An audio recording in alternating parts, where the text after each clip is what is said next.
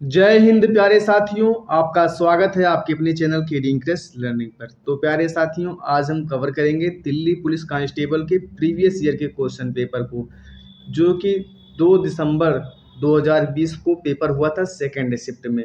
जैसा कि आप सब जानते हैं, जीएस का वेटेज सबसे अधिक रहता है दिल्ली पुलिस के एग्जाम में। 50 क्वेश्चन जीएस के आते हैं, 25 क्वेश्चन रीजनिंग के आते हैं, 15 क्वेश्चन मैथ के आते हैं और 10 क्वेश्चन कंप्यूटर के आते हैं। तो जीएस का वेटेज सबसे अधिक रहता है, तो इसीलिए जीएस पे आप लोग अधिक फोकस करिएगा। चलते हैं क्वेश्चन नंबर 1 की ओर। क्वेश्चन को देख लेते हैं। क्वेश्चन नंबर 1 की ओर चलते हैं। क्वेश्चन नंबर 1 है, मानव विकास सूचकांक 2019 के अनुसार भारत का स्थान डैश डैश है। तो 2019 के अनुसार जो है भारत का जो स्थान था वो था 29वां। लेकिन अगर बात करें 2023 के अनुसार, तो 2023 के अनुसार जो है स्थान अब क्या हो गया है, 132वां। 132वां स्थान है। 2023 के अनुसार 132वां स्थान है। अब इसको कौन जारी करता है? तो इसको जारी करता है मानव विकास सूचकांक को यूएनडीपी, यानी संयुक्त राष्ट्र विकास कार्यक्रम, United Nation Development Programme, United Nation Development Programme इसको जारी करता है। 2023 के अनुसार कौन सा स्थान है? तो 2023 के अनुसार है 132वां स्थान। आगे बढ़ते हैं, क्वेश्चन नंबर 2 की ओर चलते हैं। क्वेश्चन नंबर 2 है, निम्नलिखित में से क्या एक गुणसूत्र संबंधी विकार है? तो हाँ, ऑप्शन 4 आपका राइट आंसर हो जाएगा। डाउन्स संलक्षण जो है, डाउन्स सिंड्रोम जो है, ये गुणसूत्र संबंधी विकार है, गुणसूत्र से होने वाली बीमारी है। आगे बढ़ते हैं, क्वेश्चन नंबर 3 की ओर चलते हैं। क्वेश्चन नंबर 3 है, मांडवी सागर तट डैश डैश में स्थित है। तो मांडवी सागर तट जो है ये गुजरात का एक तट है। समुद्र के जो है तट को आप याद कर लीजिए। ये एग्जाम में, दिल्ली पुलिस के सभी एग्जाम में पूछा जाता है। जैसे कि डूमस बीच कहाँ पे स्थित है? डूमस बीच, सुवाली बीच, अमराव बीच, डांडी बीच, डभारी बीच, ये सब कहाँ स्थित हैं? तो ये सब गुजरात के तट पर स्थित हैं। मरीना ब्रिज कहाँ पे स्थित है? कमेंट बॉक्स में आप कमेंट करके अवश्य बताइएगा, क्योंकि ये बहुत फेमस है। बॉलीवुड के पिक्चरों में सबसे ज़्यादा इसी का जिक्र होता है। आगे बढ़ते हैं, क्वेश्चन नंबर 4 की ओर चलते हैं। क्वेश्चन नंबर 4 है, भारत के प्रसिद्ध स्मारकों के संदर्भ में निम्नलिखित में से कौन सा युग्म गलत है? हजारा राम मंदिर जो है ये हम्पी में है, आप सभी जानते हैं। कनेरी की गुफाएं जो है ये मुंबई में है। अजंता की गुफाएं, एलोरा की गुफाएं, कनेरी की गुफाएं जो है, एलिफेंटा की गुफाएं, ये सब कहाँ पे हैं? ये सब मुंबई में है। होशंग शाह का मकबरा ये दिल्ली में नहीं है। होशंग शाह का मकबरा दिल्ली में नहीं है, ये एमपी में है। होशंग शाह का मकबरा। कांदरिया महादेव का मंदिर जो है ये विश्व प्रसिद्ध मंदिर है। कहाँ पे है? खजुराहो में स्थित है, ये भी एमपी में स्थित है। तो इसमें आपका कौन सा राइट आंसर हो जाएगा? ऑप्शन सी हो जाएगा, होशंग शाह का मकबरा। कौन सा युग्म गलत है पूछा है ना, तो कौन सा युग्म गलत है? तो होशंग शाह का मकबरा दिल्ली में नहीं है, बल्कि कहाँ पे है? एमपी में है, मध्य प्रदेश में है। आगे बढ़ते हैं, क्वेश्चन नंबर 5 की ओर चलते हैं। क्वेश्चन नंबर 5 है, उज्जैन डैश डैश नदी के पूर्व की ओर मालवा के पठार पर स्थित है। तो उज्जैन किस नदी के तट पर स्थित है? कहने का मतलब यही है, शिप्रा नदी, जिसे क्षिप्रा नदी के नाम से भी जाना जाता है। उज्जैन जो है वो क्षिप्रा नदी पर स्थित है। अहमदाबाद किस नदी के तट पर स्थित है? तो अहमदाबाद साबरमती नदी के तट पर स्थित है। और आपसे पूछ लिया जाए, सूरत किस नदी के तट पर स्थित है? तो ताप्ती नदी के तट पर स्थित है। गोरखपुर किस नदी के तट पर स्थित है? तो राप्ती नदी के तट पर स्थित है। इन सभी को आप याद रखिएगा, यही सब एग्जाम में पूछा जाता है। आगे बढ़ते हैं, क्वेश्चन नंबर 6 की ओर चलते हैं। क्वेश्चन नंबर 6 है, खिलाड़ियों और उनसे संबंधित खेलों के संदर्भ में निम्नलिखित में से कौन सा युग्म सही नहीं है? कौन सा युग्म गलत है? तो इसमें आपका राइट आंसर हो जाएगा ऑप्शन डी, यानी 4 हो जाएगा। टाइगर वुड्स जो है स्नूकर से नहीं संबंधित हैं, टाइगर वुड्स जो है ये गोल्फ से संबंधित हैं, गोल्फ से संबंधित हैं। आगे बढ़ते हैं, क्वेश्चन नंबर 7 की ओर चलते हैं। क्वेश्चन नंबर 7 है, भारत निम्नलिखित में से किस योजना का संबंध वित्त मंत्रालय से नहीं है? वित्त मंत्रालय से कौन सा संबंध नहीं है योजना का? तो प्रधानमंत्री कौशल विकास योजना जो है ये वित्त मंत्रालय से संबंधित नहीं है। प्रधानमंत्री कौशल विकास योजना वित्त मंत्रालय से नहीं संबंधित है। ये किससे संबंधित है? तो कौशल विकास और उद्यमशीलता मंत्रालय से संबंधित है। इसका जो है एक नाम और है PMKK अपने नाम से भी जाना जाता है। इसमें क्या रहता है कि उद्यमशील जो व्यक्ति होते हैं उनको रोजगार दिया जाता है। आगे बढ़ते हैं, क्वेश्चन नंबर 8 की ओर चलते हैं। क्वेश्चन नंबर 8 है, किसी ग्रह का रंग निम्नलिखित में से किस गुण के द्वारा निर्धारित होता है? तो उसके पृष्ठ का तापमान के हिसाब से उसका निर्धारण होता है। जितना तापमान अधिक होगा उतना चमकीला होगा, सूर्य से जितना दूर होगा उतना कम तापमान होगा, उसी का रंग उतना डार्क होगा। नहीं तो जितना तापमान ज़्यादा होगा उतना पीला होगा, और फिर इसके बाद में कम होगा तो लाल होगा। और एक बात जान लीजिए, वहाँ पे उपस्थित जो है खनिजों पर भी निर्भर करता है, डिपेंड करता है। आगे बढ़ते हैं, क्वेश्चन नंबर 9, डैश डैश में विमुद्रीकरण भारत सरकार द्वारा की गई एक नई पहल थी। तो डिमोनेटाइजेशन कब हुआ था? तो नवंबर 2016 में। कब हुआ था? 8 नवंबर 2016 में हुआ था। ये सब तो आपको याद ही होगा। आगे बढ़ते हैं, क्वेश्चन नंबर 10 की ओर चलते हैं। क्वेश्चन नंबर 10 है, निम्नलिखित में से कौन अपनी चित्रकारी के विशेषज्ञता के लिए नहीं जाना जाता है? तो चित्रकारी के लिए कौन नहीं जाना जाता है? तो हबीब तनवीर हैं, जो ये पटकथा लेखक हैं और एक अभिनेता हैं। ये चित्रकार नहीं है, चित्रकारी के लिए नहीं जाने जाते हैं।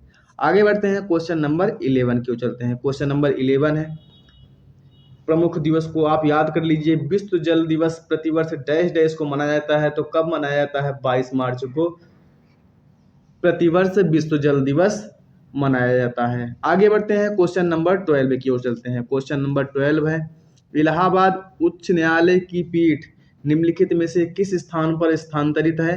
तो इलाहाबाद उच्च न्यायालय की जो एक पीठ है ये लखनऊ में स्थित है, और इसका एक खंडपीठ है। पहले उच्च न्यायालय जो इलाहाबाद था उसका एक खंडपीठ क्या है? लखनऊ है, जो कि उत्तर प्रदेश में स्थित है। आगे बढ़ते हैं, क्वेश्चन नंबर 13 की ओर चलते हैं। क्वेश्चन नंबर 13 है, 2016 के ग्रीष्मकालीन ओलंपिक में साक्षी मलिक ने निम्नलिखित में से किस खेल में कांस्य पदक जीता है? तो कुश्ती में जीती है। साक्षी मलिक कुश्ती से संबंधित हैं, आप सभी भी जानते हैं। आगे बढ़ते हैं, क्वेश्चन नंबर 14 की ओर। क्वेश्चन नंबर 14 है, अगस्त 2020 में निम्नलिखित में से किसका संरक्षण बेहतर बनाने के लिए भारत बांग्लादेश के मध्य विशेषज्ञ एकत्रित हुए थे? तो डॉल्फिन के संरक्षण के लिए, गंगा डॉल्फिन के संरक्षण के लिए। आगे बढ़ते हैं, क्वेश्चन नंबर 15 की ओर चलते हैं। ये सब तो आप पढ़े ही होंगे। अंधेर नगरी चौपट राजा टके शेर भाजी टके शेर खाजा नामक नाटक निम्नलिखित में से किसके द्वारा लिखा गया है? तो ये लिखा गया है भारतेंद्र हरिश्चंद्र के द्वारा लिखा गया है। आगे बढ़ते हैं, क्वेश्चन नंबर 16 की ओर चलते हैं। क्वेश्चन नंबर 16 है, कवित्री लद्दाख भारत के निम्नलिखित में से किस क्षेत्र से संबंधित थी? तो ये संबंधित थी कश्मीर से। आगे बढ़ते हैं, क्वेश्चन नंबर 17 की ओर चलते हैं। क्वेश्चन नंबर 17 है, काकरा पार सिंचाई परियोजना डैश डैश नदी पर स्थित है। तो काकरा पार सिंचाई परियोजना किस नदी पर स्थित है? तो ताप्ती नदी पर स्थित है। कहाँ पे स्थित है? तो ये गोरखपुर नदी पर, गुजरात राज्य में स्थित है। ताप्ती नदी कहाँ पे स्थित है? तापी नदी तो गुजरात में है। काकरा पार सिंचाई परियोजना कहाँ पे है? तो गुजरात में है। कृष्णा नदी पे कौन सी है? तो श्री सेलम बांध बनाया गया है। कृष्णा नागार्जुन सागर बांध बनाया गया है कृष्णा नदी पर।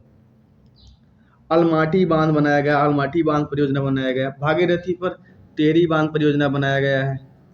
इसको सब आप याद रखिएगा। क्वेश्चन नंबर 18 है, आंग्ल मैसूर युद्ध का समापन निम्नलिखित में से किस लड़ाई के साथ हुआ था? कई बार पूछा गया है, दिल्ली पुलिस में लगभग सभी प्रैक्टिस सेटों में पूछा जा रहा है। श्रीरंगपट्टनम की सेरिंगरंगपट्टनम लिखा की लड़ाई में लिखा है, लेकिन इसका नाम है श्रीरंगपट्टनम की लड़ाई में आंग्ल मैसूर समाप्त हुआ था। टीपू सुल्तान की मृत्यु हो गई थी 1799 में। आगे बढ़ते हैं, क्वेश्चन नंबर 19 की ओर चलते हैं। क्वेश्चन नंबर 19 है, करंट का क्वेश्चन है। आगे बढ़ते हैं, क्वेश्चन नंबर 20 है। क्वेश्चन नंबर 20 है most important question, Isa Masih के पुनर्जीवित हो उठने के प्रति विश्वास के रूप में निम्नलिखित में से कौन सा पर्व मनाया जाता है? तो ये ईसाइयों का प्रमुख त्योहार है। ईसाइयों का प्रमुख त्योहार है ईस्टर। और ईसा मसीह के जन्म दिवस पर कौन सा त्योहार मनाया जाता है? तो क्रिसमस मनाया जाता है। क्वेश्चन नंबर 21 है, भारत सरकार ने डैश डैश को मिलाकर अपनी परिचालन अवधि के रूप में 15वें वित्त आयोग का गठन किया है। तो 2020 से लेकर के 2025 तक, इसको आप याद रखिएगा। क्वेश्चन नंबर 22 है, 15 अप्रैल 1658 को औरंगजेब और महाराजा जसवंत सिंह के बीच धर्मतपुर की लड़ाई किस नदी के तट पर लड़ी गई थी? तो इनके बीच लड़ाई जो है नर्मदा नदी के तट पर लड़ी गई थी। धर्मतपुर का युद्ध, धर्मतपुर की लड़ाई।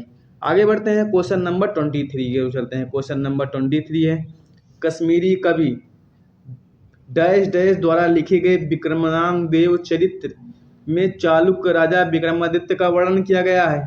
तो किसके द्वारा लिखी गई थी विक्रमांक देव चरित्र? तो ये लिखी गई थी बिल्हड़ के द्वारा। और एक बात और जान लीजिए, कल्हड़ के द्वारा कौन सी पुस्तक लिखी गई थी? ये तो बिल्हड़ के द्वारा विक्रमांक देव चरित्र लिखी गई थी, तो कल्हड़ के द्वारा कौन सी चरित्र लिखी गई थी? तो ये लिखी गई थी राजतरंगिणी। इसमें आप कंफ्यूज मत होइएगा, कल्हड़ और बिल्हड़ में। बिल्हड़ द्वारा विक्रमांक देव, बी से का बिल्हड़, बी से विक्रमांक देव चरित्र, और कल्हड़ द्वारा राजतरंगिणी। आगे बढ़ते हैं, क्वेश्चन नंबर 24 की ओर चलते हैं। क्वेश्चन नंबर 24 है, बजट का क्वेश्चन है, करंट का क्वेश्चन है। आगे बढ़ते हैं, क्वेश्चन नंबर 25 की ओर चलते हैं। क्वेश्चन नंबर 25 है, भारत में निम्नलिखित में से कौन सा बजट का एक प्रकार नहीं है? तो आरक्षित जो है ये बजट का एक प्रकार नहीं है, बजट आरक्षित नहीं होता है। आगे बढ़ते हैं, क्वेश्चन नंबर 26 की ओर चलते हैं। क्वेश्चन नंबर 26 है, यूनेस्को द्वारा चिन्हित छऊ नृत्य के संदर्भ में निम्नलिखित में से कौन सी छऊ नृत्य की एक शैली नहीं है? तो जो है कच्छ छऊ नृत्य की एक शैली नहीं है। मयूरभंज छऊ, सरेकेला छऊ, पुलुरिया छऊ। एक बात जान लीजिए, छऊ 3 राज्यों में 4 राज्यों में मनाया जाता है। उड़ीसा, झारखंड, असम में भी छऊ मनाया जाता है, बिहार में भी छऊ मनाया जाता है, छऊ का जो है नृत्य शैली। तो ये सब आप याद रखिएगा। आगे बढ़ते हैं, क्वेश्चन नंबर 27 की ओर चलते हैं। क्वेश्चन नंबर 27 है, पंग लहाबसोल का पर्व प्रमुख रूप से डैश डैश में मनाया जाता है। तो कहाँ पे मनाया जाता है? तो ये मनाया जाता है सिक्किम में। और एक प्रमुख त्यौहार और मनाया जाता है, हार्नबिल त्यौहार कहाँ पे मनाया जाता है? तो हार्नबिल भी सिक्किम में मनाया जाता है। इसको सब प्रमुख त्योहारों को आप याद कर लीजिए। सिग्मो फेस्टिवल कहाँ मनाया जाता है? मोस्ट इंपॉर्टेंट, कई बार एग्जाम में पूछा गया है, तो ये गोवा में मनाया जाता है। आगे बढ़ते हैं, क्वेश्चन नंबर 28 की ओर चलते हैं। क्वेश्चन नंबर 28 है, पैन कार्ड में कितने अंक का जो है ऊपर जो है पैन कार्ड के ऊपर कितने अंक का जो है डिजिट होती है, नंबर लिखा रहता है? तो 10 नंबर का लिखा रहता है। इसको आप ध्यान दीजिएगा। क्वेश्चन नंबर 29, क्वेश्चन नंबर 29 है, जन प्रतिनिधित्व अधिनियम 1951 के अनुसार किसी व्यक्ति के संसद के दोनों सदनों हेतु चुने जाने की स्थिति में उसे डैश डैश दिनों के अंदर सूचित करना होता है कि वह किस सदन में कार्य करना चाहता है। तो 10 दिन के जो है भीतर में उसको सूचित करना होता है कि वो किस सदन में कार्य करेगा, लोकसभा में करेगा कि राज्यसभा में करेगा। इसको आप ध्यान दीजिएगा। आगे बढ़ते हैं, क्वेश्चन नंबर 30 की ओर चलते हैं। क्वेश्चन नंबर 30 है, पंजाब हिमालय डैश डैश नदियों के मध्य स्थित है। तो पंजाब हिमालय किस नदी के मध्य स्थित है? सिंधु और सतलज के मध्य स्थित है। सिंधु और सतलज के मध्य जो है पंजाब हिमालय स्थित है। सतलज और काली नदी के मध्य कौन सा हिमालय स्थित है? तो कुमायूं हिमालय स्थित है। कुमायूं हिमालय जो है सतलज और काली नदी के मध्य स्थित है। और तीस्ता और दिहांग के मध्य कौन सा हिमालय स्थित है? तो इसके मध्य ही स्थित है असम हिमालय। असम हिमालय। और काली और तीस्ता के मध्य कौन सा हिमालय स्थित है? तो इसके मध्य स्थित है नेपाल हिमालय। इसको आप याद रखिएगा। आगे बढ़ते हैं, क्वेश्चन नंबर 31 की ओर चलते हैं। क्वेश्चन नंबर 31 है, भारत के महान्यायवादी अटॉर्नी जनरल के रूप में नियुक्त होने के लिए आवश्यक योग्यता कितनी है? तो आवश्यक योग्यता जो है वो सर्वोच्च न्यायालय के न्यायाधीश के समान है। अटॉर्नी जनरल जो है जिसे महान्यायवादी कहा जाता है किस अनुच्छेद में वर्णित है? तो ये अनुच्छेद वर्णित है 76 में। और एक बात जान लीजिए, ये राष्ट्रपति द्वारा इसकी नियुक्ति की जाती है और ये राष्ट्रपति के प्रसाद पर्यंत ही काम करता है। राष्ट्रपति जब चाहे तब इसको हटा सकता है। आगे बढ़ते हैं, क्वेश्चन नंबर 32 की ओर चलते हैं। क्वेश्चन नंबर 32 है, देशों और उनकी राजधानियों के संदर्भ में निम्नलिखित में से कौन सा युग्म सही है? तो म्यांमार की राजधानी जो है नायपीडो है। आगे बढ़ते हैं, क्वेश्चन नंबर 33 की ओर चलते हैं। क्वेश्चन नंबर 33 है, एक स्थलीय पारिस्थितिकी प्रणाली में हरे पौधों अपनी पत्तियां पर पड़ने वाले सूर्य के प्रकाश की लगभग डैश डैश ऊर्जा ग्रहण करते हैं, उसे खाद्य में परिवर्तित करते हैं। इसको क्या कहते हैं? तो इसको कहते हैं फोटोसिंथेसिस, जिसे प्रकाश संश्लेषण कहा जाता है। तो केवल 1% ऊर्जा जो है ये प्राप्त करते हैं, जिससे अपना भोजन बनाते हैं। आगे बढ़ते हैं, क्वेश्चन नंबर 34 की ओर। क्वेश्चन नंबर 34 है, निम्नलिखित में से कौन सा युग्म सुमेलित नहीं है? तो कल्हड़ द्वारा रचित, अभी आपको बताया गया था, कल्हड़ द्वारा कौन सी पुस्तक रचित की गई? तो राज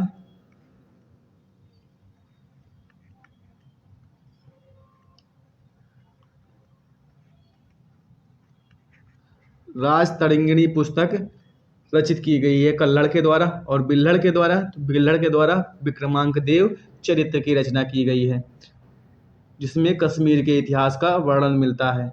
शूद्रक द्वारा मृच्छकटिकम पुस्तक की रचना की गई है। हर्षचरित्र जो है वो बाणभट्ट की पुस्तक है। फिरदौसी की पुस्तक कौन सी है? फिरदौसी की पुस्तक शाहनामा है। आगे बढ़ते हैं, क्वेश्चन नंबर 35 की होते हैं। इन सभी को आप याद रख लीजिए, कई बार एग्जाम में पूछे जाते हैं, रिपीटेड होते रहते हैं, कोई भी एग्जाम की तैयारी कर रहे हो आप। क्वेश्चन नंबर 35 है, 2000 अगस्त 2020 तक की स्थिति के अनुसार गोवा से राज्यसभा हेतु आवंटित सीटों की संख्या निम्नलिखित में से कितनी है? तो गोवा में राज्यसभा की सीट जो है 1 है और लोकसभा की सीट कितनी है? लोकसभा की सीट जो है वो 2 है। लोकसभा की सीट 2 है और राज्यसभा की सीट 1 है। इसको आप याद रखिएगा। आगे बढ़ते हैं, क्वेश्चन नंबर 36 की ओर चलते हैं। 30 जून 2020 तक की स्थिति के अनुसार पारस्परिक समझ के माध्यम से राष्ट्रीय एकता को बढ़ावा देने के लिए एक भारत श्रेष्ठ भारत कार्यक्रम के अंतर्गत निम्नलिखित में से किस राज्य को हिमाचल प्रदेश के साथ में जोड़ा गया है? तो केरल को जोड़ा गया है। आप इसको याद रखिएगा। क्वेश्चन नंबर 37 है, ओलंपिक का प्रतीक जो पूरे विश्व में ओलंपिक के छल्लों के रूप में प्रसिद्ध है, करोड़ों लोगों के लिए ओलंपिक का दृश्यमान राजदूत है। इस छल्ले का निम्नलिखित में से कौन सा रंग सम्मिलित नहीं है? तो सफेद रंग सम्मिलित नहीं है, बाकी हरा रंग, काला रंग, लाल रंग सम्मिलित है। आगे बढ़ते हैं, क्वेश्चन नंबर 38 की ओर चलते हैं। क्वेश्चन नंबर 38 है, निम्नलिखित में से कौन सा भाग मानव की कंकालीय संरचना के से संबंध नहीं है? तो जांघ की है संबंधित है। तो जांघ की हड्डी जो है ये मानव के कंकाल से संबंधित है। हड्डी जो है मूत्र मार्ग में ये भी संबंधित नहीं है। पुतली जो है इसमें भी संबंधित नहीं है। प्लीहा जो है ये आरबीसी का कब्रगाह है, जिसे स्प्लीन भी कहा जाता है। आगे बढ़ते हैं, क्वेश्चन नंबर 39। क्वेश्चन नंबर 39 है, मुगल बादशाह डैश डैश ने बीजापुर और गोलकुंडा को अपने अधीन कर लिया था। तो किसने किया था? तो औरंगजेब ने किया था। एक बात जान लीजिए, 1686 में बीजापुर को और 87 में गोलकुंडा को औरंगजेब ने अपने अधीन कर लिया था। आगे बढ़ते हैं, क्वेश्चन नंबर 40 की ओर चलते हैं। क्वेश्चन नंबर 40 है, क्वेश्चन नंबर 40 है, निम्नलिखित में से किसे प्रथम कारखाना अधिनियम 1881 के अधिनियमन का श्रेय दिया जाता है, जिसमें बाल रोजगार को विनियमित करने के प्रावधान थे? तो लॉर्ड रिपन को दिया जाता है। प्रथम कारखाना अधिनियम कौन लाया था? तो लॉर्ड रिपन लाए थे। इनको भारत का उद्धारक भी कहा जाता है। एक बात जान लीजिए, और इनके बारे में एक बात और जान लीजिए कि इनके द्वारा नियमित जनगणना का प्रस्ताव भी लाया गया था। नियमित जनगणना भी कराई गई थी। क्वेश्चन नंबर 41 है, निम्नलिखित में से कौन प्रथम भारत रत्न पुरस्कार प्राप्तकर्ताओं में से एक है? तो सीवी रमन जो है ये भारत रत्न पुरस्कार प्राप्तकर्ताओं में से एक है। इन्हें कब दिया गया था? तो 1954 में पहली बार भारत रत्न पुरस्कार दिया गया था। तो इन्हें किसके लिए पाए थे? तो ये रमन प्रभाव के पाए थे, भौतिकी के क्षेत्र में वैज्ञानिक के रूप में पाए थे। दो लोग इनके साथ में और पाए थे। कौन कौन पाए थे? तो सी राजगोपालाचारी, और दूसरा कौन पाए थे? और दूसरे पाए थे सर्वपल्ली डॉक्टर राधा कृष्णन। 3 लोगों को भारत रत्न पुरस्कार दिया गया था। कब दिया गया था? तो 1954 में दिया गया था। क्वेश्चन नंबर 42 है, कोरोमंडल का मैदान भारत की डैश डैश दिशा में अवस्थित है? तो भारत के जो है दक्षिणी दिशा में कोरोमंडल का तट स्थित है। आंध्र प्रदेश और तमिलनाडु के तट को कोरोमंडल तट कहते हैं। और एक बात जान लीजिए, केरल के तट को मालाबार तट कहते हैं। गुजरात से लेकर के गोवा तक के तट को क्या कहते हैं? कोंकण तट कहते हैं। आगे बढ़ते हैं, क्वेश्चन नंबर 43।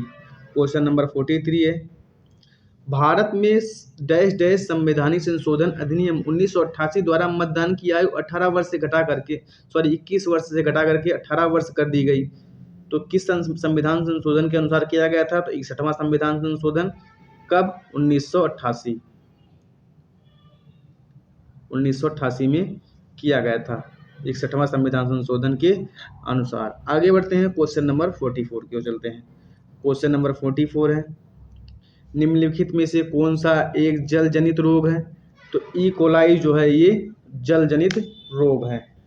आगे बढ़ते हैं, क्वेश्चन नंबर 45, कबड्डी में प्रत्येक टीम में कितने खिलाड़ी होते हैं? तो प्रत्येक टीम में जो है 7 खिलाड़ी होते हैं। और क्वेश्चन नंबर 46 है, अगस्त 2020 की स्थिति के अनुसार संस्कृति मंत्रालय ने भारतीय पुरातत्व सर्वेक्षण के लिए नए मंडलों की घोषणा की है। तो कितने नए मंडलों की घोषणा की है? 7 नए मंडलों की घोषणा की थी। करंट का क्वेश्चन है, ये भी करंट का क्वेश्चन है। पैरासाइट को मिला था ऑस्कर पुरस्कार सर्वश्रेष्ठ फिल्म का। आगे बढ़ते हैं, क्वेश्चन नंबर 48। क्वेश्चन नंबर 48 है, निम्नलिखित में से कौन सा जैन धर्म का एक संप्रदाय है? तो दिगंबर जो है, दिगंबर और श्वेतांबर जो है ये जैन धर्म का एक संप्रदाय है। दिगंबर जो जिसका कोई वस्त्र नहीं पहनते थे, और श्वेतांबर जो श्वेत वस्त्र धारण करते थे। हीनयान, महायान, वज्रयान। हीनयान, महायान और वज्रयान ये किस धर्म से संबंधित है? तो ये बौद्ध धर्म से संबंधित है। आगे बढ़ते हैं क्वेश्चन नंबर 49। क्वेश्चन नंबर 49, अगस्त 2020 की स्थिति के अनुसार निम्नलिखित में से किस राज्य में द्विसदनीय प्रणाली जो है लागू है? द्विसदनीय प्रणाली मतलब विधानसभा और विधान परिषद दोनों लागू है, तो महाराष्ट्र में है। 6 राज्यों में, एक बात जान लीजिए, 6 राज्यों में विधान परिषद जो है। अब 6 राज्य कौन कौन से है? तो 6 राज्य है, नंबर 1 है एपी यानी आंध्र प्रदेश, दूसरा कौन सा है? तो एमएच कौन है? महाराष्ट्र, तीसरा कौन है? तीसरा है कर्नाटक, चौथा कौन सा है? चौथा है उत्तर प्रदेश यूपी, पांचवा कौन सा है? पांचवा है बिहार, छठवां कौन सा है? छठवां है तेलंगाना। आंध्र प्रदेश, महाराष्ट्र, कर्नाटक, यूपी, बिहार और तेलंगाना। आंध्र प्रदेश, तेलंगाना, यूपी, बिहार, आंध्र प्रदेश, तेलंगाना, यूपी, बिहार, महाराष्ट्र और उत्तर प्रदेश। इसको आप महाराष्ट्र और कर्नाटक, आप इसको याद रखिएगा। क्वेश्चन नंबर 50 है, 14वीं शताब्दी में निम्नलिखित में से कौन सा यात्री भारत आया था? तो 14वीं शताब्दी में भारत आए थे कौन? Ibn Battuta. इब्न बतूता किसके शासनकाल में भारत आए थे? तो एमबीटी के शासनकाल में भारत आए थे। एमबीटी का मतलब फुल फॉर्म क्या होता है? मोहम्मद बिन तुगलक। इब्न बतूता की एक प्रसिद्ध पुस्तक है, उसका नाम क्या है? रहला। इसको भी आप याद रखिएगा।